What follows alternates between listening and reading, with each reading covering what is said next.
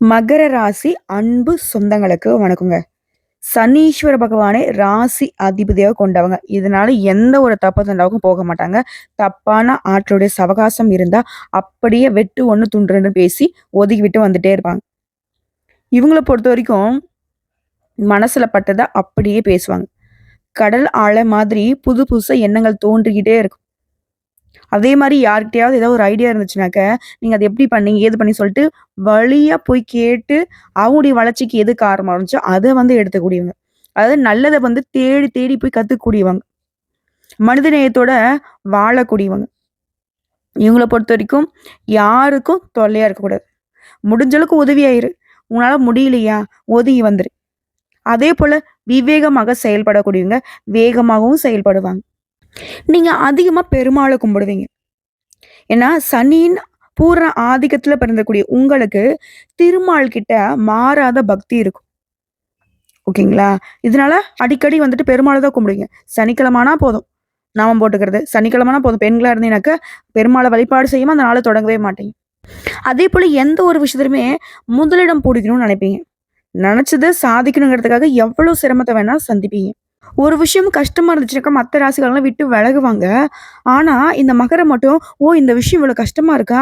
அப்படின்னு அதுக்கான பலன் வந்துட்டு அதிகமா தான் இருக்கும் அப்படின்னு உழைப்புக்கு முக்கியத்துவம் கொடுக்கக்கூடியவங்க. தான் உழைப்பு, தான் உயர்வு. இத மட்டும் மனசுல வச்சு வாழ்வதனால தான், இது நாள் வரைக்கும் இந்த காலத்துல யாருங்க உழைச்சு முன்னேறியிருக்கா? அப்படின்னு சொல்லக்கூடிய அளவுக்கு தான் மகரம் வந்து படிப்படியான வளர்ச்சிய தான் பார்த்துட்டுருக்கு. அதுவும் சில நேரங்கள்லாம் இத்தன காலமாலாம் ஒரு அடி எட்டு வைக்கலான்னு நெனச்சாலே போதும் 10 அடி பின்னாடி போன நிலையெல்லாம் வாழ்ந்திருப்பீங்க. ஆனா இனி இப்படிப்பட்ட கஷ்ட காலத்திலயும் கூட நீங்க நல்லா இருக்க போறீங்க. எப்படின்னு கேட்கிறீங்களா? அதாவது தனிமரமா நின்னு தவிக்கக்கூடிய மகரத்திற்கு மே 31ஆம் தேதிக்குள்ள ஒரு 8 பிரச்சனைகளுக்கான தீர்வு கிடைக்குது. அந்த பிரச்சனைகள் முடிவுக்கு வருவதனால இந்த பெரியவங்க சொல்லுவாங்க இல்லையா? எரியறத புடுங்கிட்டா கொதிக்கிறது தன்னால அடங்கி போயிடும்ன்னு சொல்லுவாங்க. அந்த மாதிரி மகர ராசிக்காரங்க இந்த 8 பிரச்சனை சரியாகுவதனால, வாழ்க்கையில கூடிய மத்த சிக்கல்கள், சிரமங்கள் எல்லாமே விலகப் போகுது. எல்லாமே மாறப்போகுது. உங்க வாழ்க்கையில அதிசயங்கள் நிகழப்போகுது. அது என்ன ஏதுங்கிறத தெளிவா பார்க்கலாம். இப்போ பொதுவா மகர ராசிக்கார்ல யாருக்குமே புடிக்காது. மேக்ஸிமம் எதிரிகளா தான் இருப்பாங்க. காரணம் கேட்டீங்கன்னா, இவங்க யாருக்குமே இந்த சைன் அடிக்கிற வேலைய பார்க்க மாட்டாங்க. யாருக்குமே ஒத்துழைச்சும் பேச மாட்டாங்க. "நல்லது பண்ணியா? நல்லதுப்பா" அப்படின்னு ஒதுங்கி போவாங்க. தூக்கி வச்சு கொண்டாட மாட்டாங்க. "கெட்டது பண்ணியா? நீ பண்றது பெரிய தப்பு. தேவையில்லாத பிரச்சனை வரும்னு" சொல்லிட்டு கண்டிச்சுட்டு ஒதுங்கி போயிட்டே இருப்பாங்க. இதுதான் மகரம். இதனாலவே யாருக்கும் பிடிக்காது. இந்த கலியுகத்துல எல்லாரும் என்ன நினைக்கிறாங்க, தப்புக்கு துணை வரணும், தப்புக்கு உதவி பண்ணணும். இப்படிதான் எல்லாமே பார்த்துட்டு இருக்காங்க இல்லையா? ஸோ அது வந்து என்னன்னைக்குமே மகர ராசிக்காரர்களுக்கு சுத்தமா ஆகாது. புரியுதுங்களா? சொல்லப்போனா தப்பு பண்றவங்க யாராவது மகர ராசிகளோட ஃப்ரெண்டா வச்சிருந்தீங்கனாக்க, அவங்கள விட்டு ஒதுங்குறது உங்களுக்கு நல்லது. சக்கையா மாட்டிப்பீங்க. மாட்டியும் விட்டுருவாங்க. ஸோ இப்படி வெட்டு 1 துண்டு 2 நேர்மை, நீதி இதுதான் வாழ்க்கைன்னு வாழக்கூடிய மகரத்திற்கு 50 ஆண்டுகளுக்கு பின்னாடி புதன் பகவானுடைய வீடான மிதுன ராசியில உருவாகக்கூடிய திருகிரக யோகத்தினால உங்களுக்கு பணமும் குவிய போகுது, வெற்றியும் குவிய போகுது. ஜோதிட சாஸ்திரப்படி நவகிரகங்கள் ஒவ்வொன்னும் ஒரு குறிப்பிட்ட கால அளவுல ராசியை மாத்தும். அதனால சில நேரங்கள்ல வந்து சக்தி வாய்ந்த யோகம் உருவாகும். அந்த வகையில என்னுடைய மிதுன ராசியில 3 கிரகங்களுடைய சேர்க்கையினால இந்த திரிகிரக யோகம் உருவாகியிருக்கு. அதாவது இந்த திரிகிரக யோகம் அந்த 3 கிரகங்கள் யாருன்னு சொன்னாக்க புதன் பகவானுடைய சேர்க்கை. புதன் யாருங்க? நவகிரகங்களுடைய இளவரசன். இவர் வந்து புத்திசாலித்தனம், யோகம், பேச்சு, படிப்பு, வியாபாரம் எல்லாத்துக்குமே காரணகர்த்தா. இவர் கூடவே நவகிரகங்களுடைய தலைவன்னு சொல்லக்கூடிய சூரிய பகவான். இவர் எப்படிப்பட்ட ஆளு? இவருடைய அனுகிரகம் இருந்துச்சுன்னா, அரசியல்ல சாதிக்கலாம், வாழ்க்கையில சாதிக்கலாம், அதிகார தாரணையோட ஆளுமை மிக்கவங்களாக, பெரிய பெரிய பதவிகள்ல வைக்கக்கூடிய ஆட்களாக, பெரிய பெரிய பொறுப்புகள்ல வைக்கக்கூடிய ஆட்களாக வலம் வர முடியும். ஸோ இவரும் உங்களுக்கு சாதகம். இதோட தேவர்களுக்கு எல்லாமே குருவாக இருக்கக்கூடிய குரு பகவானுடைய சேர்க்கையும் உங்களுக்கு அதிர்ஷ்டம் இல்லையா? இவர் எப்படிப்பட்ட ஆளுங்க? குரு பார்க்க கோடி நன்மைன்னு சொல்லுவாங்க. இவர் ஒருத்தர் உங்களுக்கு சாதகமா இருந்தாலே போதும், மத்த கிரகங்கள் உங்களுக்கு எதிராக இருந்தா கூட நீங்க சமாளிச்சிட முடியும். ஸோ இந்த 3 பேருமே தனித்தனியான பெருத்த பலன்களுக்கு சொந்தக்காரங்க. பெரிய அதிர்ஷ்டத்தை தரக்கூடியவங்க. இவங்க 3 பேரும் ஒண்ணா சேர்றப்போ, அந்த திரிகிரக யோகம்ங்கிறது மகராசியுடைய வாழ்க்கையில எப்பேற்பட்ட கஷ்ட காலம் இருந்தாலும் மாற்றம் தரும் அப்படிங்கிறத உங்களால உணர்ந்துக்க முடியுதா? ஸோ இந்த தெளிவோட இதனால உங்களுக்கு எப்படிப்பட்ட நன்மைகள் விளையும்னா, திடீர் நிதி நன்மைகளை கொடுப்பாங்க. நல்ல லாபத்தை பெறுவீங்க. எப்பேற்பட்ட சவால்களையுமே புத்திசாலித்தனமாக சமாளிக்கும் திறனை கொண்டிருக்க போறீங்க. இது ஒரு புறம் இருக்கட்டும். முதல்ல இந்த திரிகிரக யோகத்தினால நம்முடைய மகரத்திற்கு எந்த மாதிரியான அந்த 8 பிரச்சனை முடிவுக்கு வரப்போகுது? அதை ஃபர்ஸ்ட் தெரிஞ்சுக்கலாமா? இவங்கள பொறுத்த வரைக்கும் ஒரு விஷயத்த செய்யணும்னு முடிவு பண்ணி இறங்குவீங்க. அலைச்சல் இருக்கும். வேலை சும்மா இருக்கும். கடைசியில பார்த்தா, நல்ல வாயம் சம்பாரிச்சு, நார வாயம் சாப்பிட்ட கணக்கா. ஓகேவா? இவங்களோட உழைப்புங்கிறது இவங்களுக்கு 10 பைசா பிரயோஜனம் இல்லாம போயிருக்கும். அப்படியே சிறுக சிறுக சிறுக சேர்த்த பணம் கூட மத்தவன் அபுக்குன்னு போட்டு போயிருப்பான். இப்படி இருந்த வாழ்க்கையில இனி வருமானம் பெருகும். சேமிப்பு உயரும். நகை நட்டு வாங்குவீங்க. சொத்து சேர்க்க போறீங்க. 2வது பிரச்சனை. சொந்த பந்தங்கள்லாம் தேவைக்கு வந்து பழகிட்டு, தேவை கழிஞ்சதும் ஒதுங்கி போயிருப்பாங்க. ஒதுங்கி போனா கூட பிரச்சனை இல்ல. நம்மள பத்தி தேவையில்லாத பேசுவாங்க. அப்படியா, இப்படியா, அதுவா, இதுவா அப்படி. இவங்க எப்படின்னு பார்த்தா, ஃப்ரெண்ட்ஸும் அப்படிதான் இருப்பாங்க. இப்படி உங்கள பத்தின வீண் வதந்திகள் வந்துட்டு அப்படியே வாய் மாத்தி போய்க்கிட்டே இருந்துச்சு. அந்த வாயெல்லாம் மூடக்கூடிய அளவுக்கு ஒரு பெரிய வளர்ச்சிய பார்க்க போறீங்க. எல்லாரும் உங்ககிட்ட உதவி கேட்டு வந்து நிப்பாங்க. அச்சோ! அம்மான்னு வாய் அடிச்சுட்டு வந்து நிப்பாங்க. அச்சோ! நல்லா இருக்காங்களே! அப்படின்ற அளவுக்கு இருக்குன்னு பாருங்களேன். ஆனா, அவங்களுடைய வயித்தெரிச்சல் உங்கள ஒண்ணும் பண்ணாது. ஏன்னா, உண்மையான உழைப்பு உங்ககிட்ட இருக்கு. உங்களுடைய அதிபதி சனீஸ்வர பகவான் மத்தவங்க கிட்ட ஒரு நாளும் உங்கள நிக்க வைக்க மாட்டாரு. அவங்களெல்லாம் நிக்க வைப்பாரு. ஸோ 3வது உடன்பிறப்புகள். அப்பா! இவங்கள மாதிரி ஒரு துணைய பார்க்கவே முடியாது. நீ என்ன, நான் என்னங்கிற மாதிரி இவங்களே எதிரா நிப்பாங்க. இவங்கள பேஸ் பண்ணி இன்னும் ஒரு சிலர்லாம் ஆட்டம் போட்டுருப்பாங்க. ஆனா, இப்போ உங்களுக்கு எதிராக செயல்பட்டவங்களுக்கு தெரியாத போச்சு. என்னதான் இருந்தாலும் ரத்த பந்தம் தானே. அவங்கள எங்க தட்டணுமோ அங்க தட்டி, எங்க உட்காரணுமோ உட்கார வச்சு, எங்க அடக்கணுமோ அங்க அடக்கி, அவங்கள உங்க கைக்குள்ள வச்சுக்க போறீங்க. சகோதர, சகோதரிகள்லாம் உங்ககிட்ட அனுசரணையா இருப்பாங்க. நீங்க சொல் பேச்சு அவங்க மாற மாட்டாங்க. மனஸ்தாபங்கள் விலகுது. உங்களுக்கு பக்கபலமா வந்து நிக்க போறாங்க. நீங்க நினைச்சத சாதிக்கிறதுக்கு அவங்க உறுதுணையா இருப்பாங்க. அடுத்தது 4வது விஷயம்.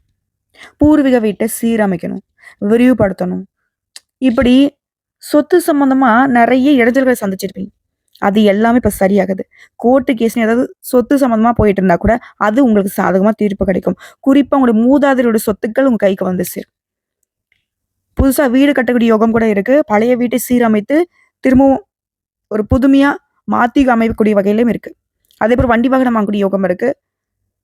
பொன் பொருள் சேர்க்கையும் வாய்ப்பு இருக்கு. அடுத்து 5வது பிரச்சனை. ஆரோக்கிய பிரச்சனை. பெரும் பிரச்சனை. நமக்கே தெரியல ஒரு மாதிரி பயமா இருக்கு. நமக்கு ஏதோ பெரிய வியாதி இருக்குமான்ற அளவுக்கு சின்ன சின்ன உடல் பாதைகள் அப்பப்ப நம்மள வந்து சோர்வடிச்சுட்டே இருந்துச்சு. அந்த உடல் ஆரோக்கியம் மேம்படுது. இருந்தாலும் எப்பவுமே மகர ராசிக்காரங்க சரியான நேரத்துக்கு உணவு எடுத்துக்கோங்க. நேர நேரத்துக்கு தூக்கத்த வச்சுக்கோங்க. அதே போல வெளி உணவுகள தவிர்த்துடுங்க. ஓகேங்களா? ஆரோக்கியம் இருந்தா மட்டும் தான் உங்களால எல்லார்கிட்டயும் அக்கறை காட்ட முடியும். அத ஃபர்ஸ்ட்டு ஞாபகத்துல வச்சுக்கோங்க. ஃபர்ஸ்ட்டு உங்களுடைய ஆரோக்கியத்துல அக்கறை வச்சுக்கோங்க. அடுத்து 6வது பிரச்சனை. பழைய கோர்ட்டு கேஸு வழக்கு. சொத்து பிரச்சனைன்றது தனி. வேற. நம்ம குடும்பத்துக்கும், நம்ம சொந்தக்கார குடும்பத்துக்கும் அப்படி இப்படி ஏதாவது ஒரு வகையில கோர்ட்டு கேஸ்ன்னு அலைஞ்சுகிட்டு இருப்போம். அதுல இப்போ உங்க வக்கீல் சொல்றத மட்டும் கேட்டு நடந்துக்கோங்க. தானா எந்த ஒரு முடிவும் எடுக்காதீங்க. பேச்சிலும் சரி, செயல்பாடும் சரி. நிதானமா இருங்க. தன்னால அந்த கோர்ட்டு கேஸ் தீர்ப்பு உங்களுக்கு சாதகமா முடிஞ்சிரும். இந்த மகர ராசிய பொறுத்தவரைக்கும் நல்ல சிந்தனைகள் தான். ஆனா என்னன்னா அவசரம் காட்டிடுவாங்க. மத்தவங்களுக்கு ஹோப் குடுத்துருவீங்க. இப்போ ஓடி வரோம். ஓடி ஒரு இடத்த வந்துட்டு ரீச் பண்றதுக்கு ஓடி வரோம். அப்பதான் ஜெயிக்க முடியும். ஓடி வந்துட்டு இருக்கிறப்போ நம்ம கூட ஓடிட்டு வர்றான் பாத்தியா போட்டி எல்லாரும். அவனுக்கு வந்து பாத்தீங்கன்னா உங்களுடைய ட்ரிக்ஸ சொல்லிக் குடுக்குற மாரி. நெறைய விஷயங்கள்ல மகரம் தோத்து போறதுக்கு காரணம் அதான். இவங்களோட ரகசியங்கள் வந்துட்டு ஈஸியா வெளிய சொல்லிடுறீங்க. ஆனா நீங்க என்ன நெனைக்கிறீங்க? பரவால்ல பொழச்சுட்டு போட்டுன்னு நெனைக்கிறீங்க. ஆனா அந்த பரவால்ல பொழச்சுட்டு போறதில்ல. அந்த பொழப்பு மத்தவங்க பொழைக்கிற பொழப்பு வந்து பாத்தீங்கன்னாக்கா உங்களுடைய உழைப்பை திருடி பொழைக்கிறாங்க. அப்போ அந்த உழைப்பு உங்களோடது வீணா போகுது. நீங்க வீழ்ச்சி அடையறீங்க. அத மனசுல வச்சுக்கோங்க. இல்லையா? அடுத்தது 7வது பிரச்சனை. சின்ன சின்ன வாகன விபத்துகளால, நோய் நொடிகளால பாதிக்கப்பட்டு, நெறைய செலவுகளால அவஸ்தைப்பட்டு, அல்லோலப்பட்டுருப்பீங்க. சதா நேரமும் ஏதாவது ஒரு செலவு இழுத்து விட்டுட்டே இருந்திருக்கும். அந்த செலவுகள் பண்ணக்கூடிய நிலை மாறுது. ஓகேங்களா? ஒரு 10 காசு சேர்க்க முடியாத அளவுக்கு ரூ. 1 சம்பாரிச்சா ரூ. 10 கடன் வாங்கி பண்ற மாரி தான் செலவு வந்திருக்கும். அந்த நிலை மாறுது. அதேபோல பழுதாகி நின்னக்கூடிய வாகனங்களை மாத்துவீங்க. அடுத்து 8வது பிரச்சனை. குடும்பத்துல சந்தோஷத்துக்கு வழியே இல்ல. ஆளுக்கு ஒரு பக்கம் மூஞ்சி திருப்பிட்டு போறோம். ஒத்துமை இல்ல.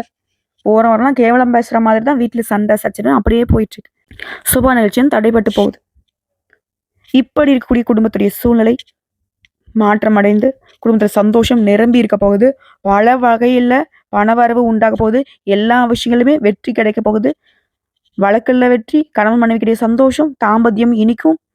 ஆனா எக்காரணத்த கொண்டும் மகர ராசி எழுதி வச்சுக்கோங்க. கனவுலயும் அது உங்களுக்கு ஞாபகம் இருந்துகிட்டே இருக்கணும். 3ஆம் நபருடைய தலையீடு இல்லாம பார்த்துக்கோங்க. குடும்பத்திலயா இருக்கட்டும், தொழில்லயா இருக்கட்டும், நட்பு ரீதியா இருக்கட்டும், எல்லாருக்கும் ஒரு கோடு போட்டு அந்த தாண்டி வராத மாதிரி பார்த்துக்கோங்க. அதே போல உத்தியோகத்தில் இருக்கீங்களா, அதிரடி மாற்றம் இருக்கும், முன்னேற்றம் இருக்கும். மேல் அதிகாரி கிட்ட ஆதரவு கிடைக்கும். கொடுக்கல் வாங்கல்ல மேன்மை ஏற்படுது. கௌரவ பதவிகள் தேடி வரும். அலுவலக ரீதியா, தொழில் ரீதியா வெளியூர் பயணம் போயிட்டு வருவீங்க. சொந்த ஊர்ல செல்வாக்கு அதிகமாகும். வீடு வாங்குறது, வீடு கட்டுறது எல்லாமே நல்லபடியா நிறைவேறும். அரைகுறையா நின்று போன கட்டிட வேலைகள்லாம் இப்போ முழுமூச்சோட கட்டிட முடிச்சு கிரகப்பிரவேசம் செய்வீங்க. அதே போல தாய் வழி சொத்துக்கள் கைக்கு வரும். மகனுக்கோ மகளுக்கோ வெளிநாட்டுல வேலை கிடைக்கும். கல்வியில மேம்பாடு இருக்கு. அதே போல தள்ளி போன மகராசியுடைய உங்களுடைய திருமணமோ இல்ல உங்களுடைய மகனுக்கோ மகளுக்கோ திருமணம் ஏதாவது ஏற்பாடா இருந்தா அந்த திருமணங்கள் இப்ப கைகூடி வரும்.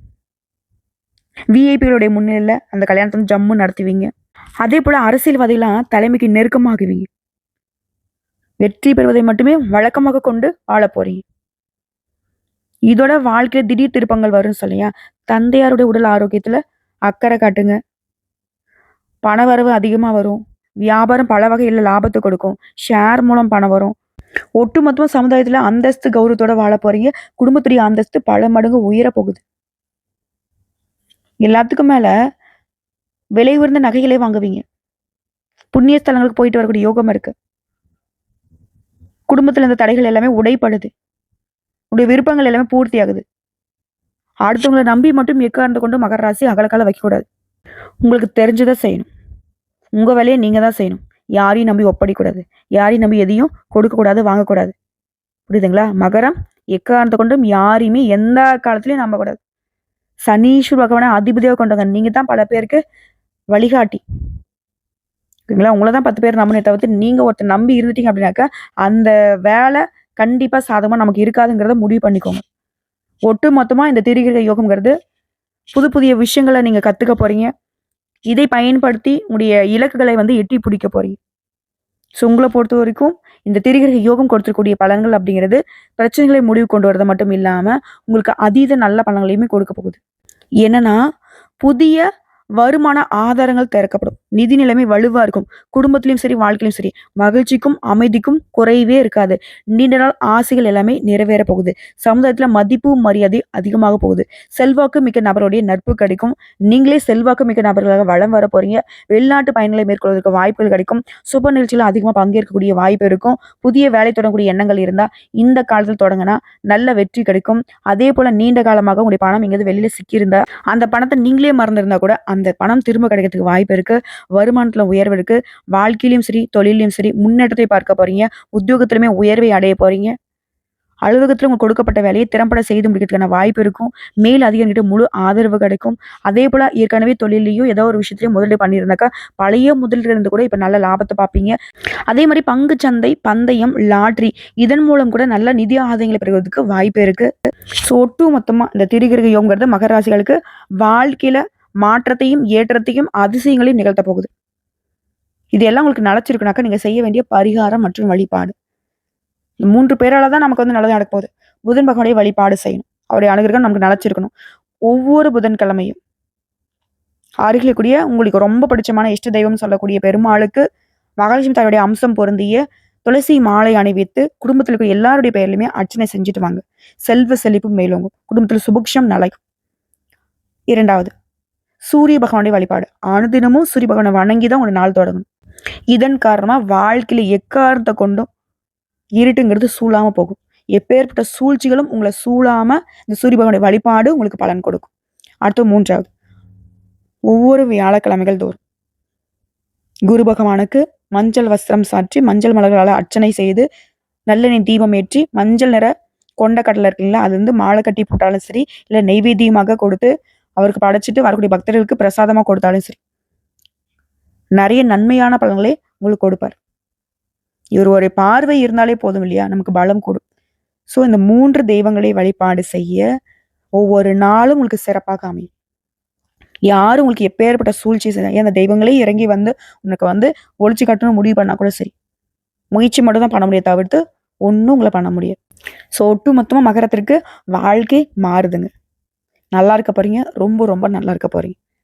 மறக்காம என்னென்ன செய்யணும் என்னென்ன செய்யக்கூடாதுங்கிறத நோட் பண்ணி வச்சுக்கிட்டு வாழ்க்கையில பயன்படுத்தி பாருங்க. வெற்றி நிச்சயம். வாழ்க வளமுடன்.